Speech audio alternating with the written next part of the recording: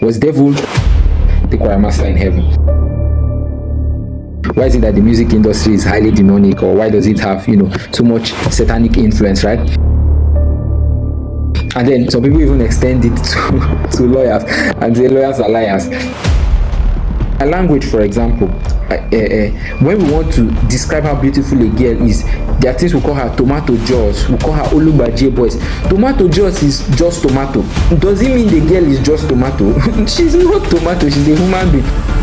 But we're saying you are so beautiful, like fresh, like just tomato. Olubaje boys, which means your worship. Okay, now that he's no longer choir master, who is the new choir master?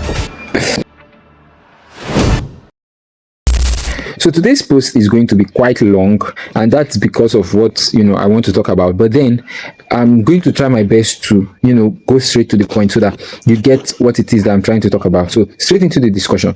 Was devil the choir master in heaven? Now, the reason why I am talking about this is because of the second question, or because of the second argument that comes with this. They say, okay, so if it was not the choir master in heaven, why is it that the music industry is highly demonic, or why does it have so much satanic influence, right?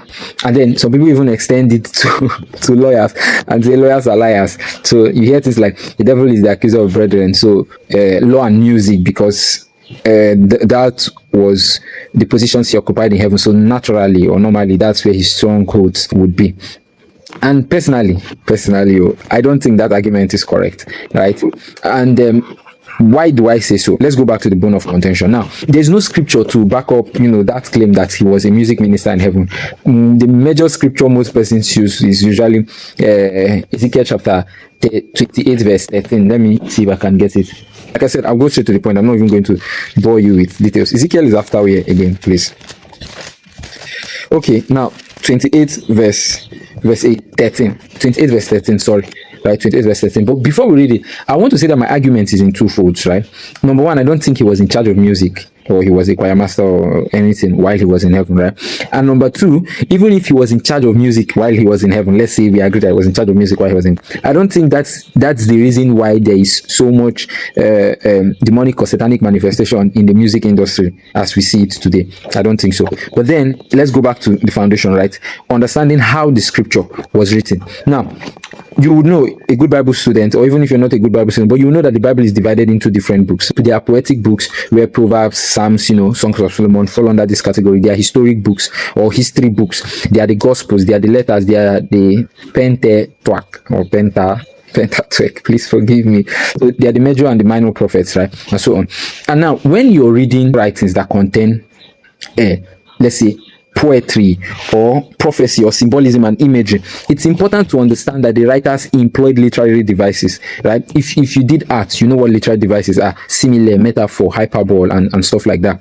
Now, writers use metaphors, similes, imagery, right, and symbolic language to explain concepts. There are certain writings that when you read, you know that, okay, this thing may not have happened the way this writer was trying to explain it, but it's because he's trying to explain something. For example, when scripture says something like, woe to the king, or woe to the land whose king is a child, I think it's in Proverbs or Ecclesiastes, woe to the land whose king is a child and whose princes eat or feast in the morning.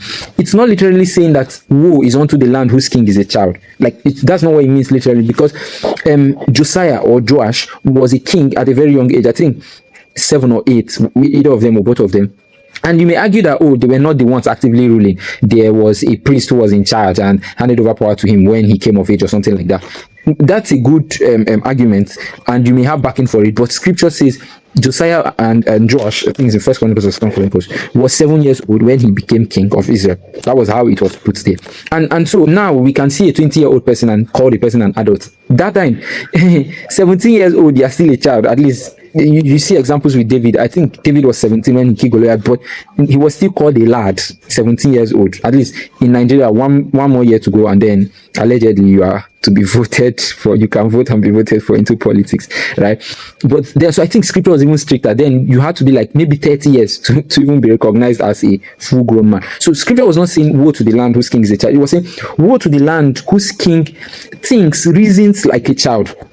The childishness in understanding, childishness in leadership, childishness in wisdom and in judgment. That was what it was trying to talk about. And when it says whose princes feast in the morning, it's not saying that breakfast is bad. It's simply talking about excessive eating, gluttony, drunkenness, like people who are so, or men in authority who are now so consumed by pleasure. It's literary communication, and that's how literary communication or literary devices are employed too in writing. There are a lot of places like that. And so my point is that writing styles matter, and different writers of scripture had different writing styles. For example, God can show Peter, James, John, Daniel, Ezekiel, Moses the same thing, but the way they will communicate it will be different because of personality, exposure, experience, vocabulary, writing style. All these things come together to make up how a person can communicate what they receive from God, because in inspiration, God did not say, for some of them, not all, but God did not say right man, right woman, right kill, right boy. That was not how it came. It came as inspiration, and they are going to write it based on their level of exposure, right? Take, for example, give Wole Soyinka now, right, a topic. Give Chinua Achebe of blessed memory a topic.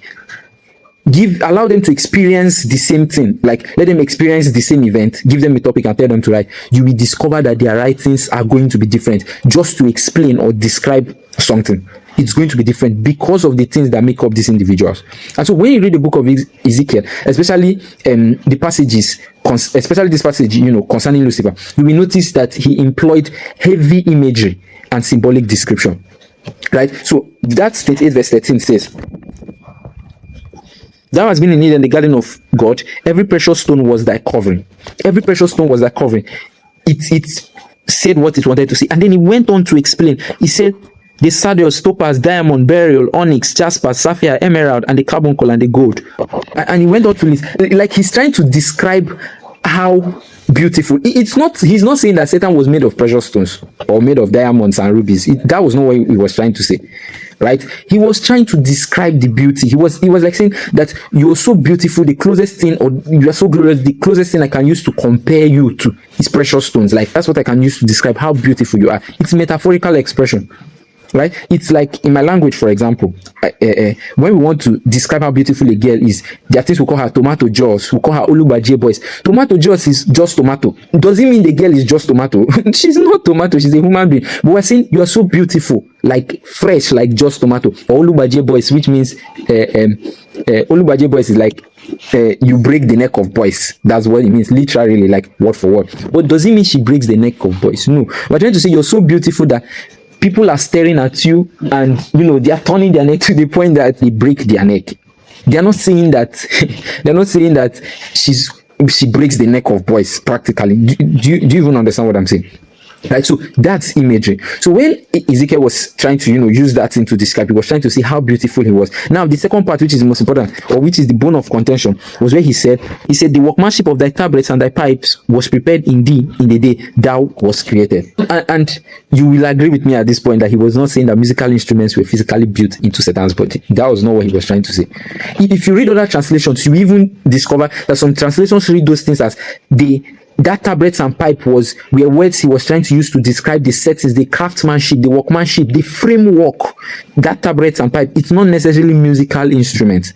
And so you will now see that this argument is not as straightforward as anybody will make it sound look like, oh, he was a musician, or he led the praise and worship session, or he whatever. Scripture will say he was the cherub that covered it. He was the cherub. And if you read the rules or the functions of cherubs in scripture, how will I put it? It doesn't imply leading worship in any way.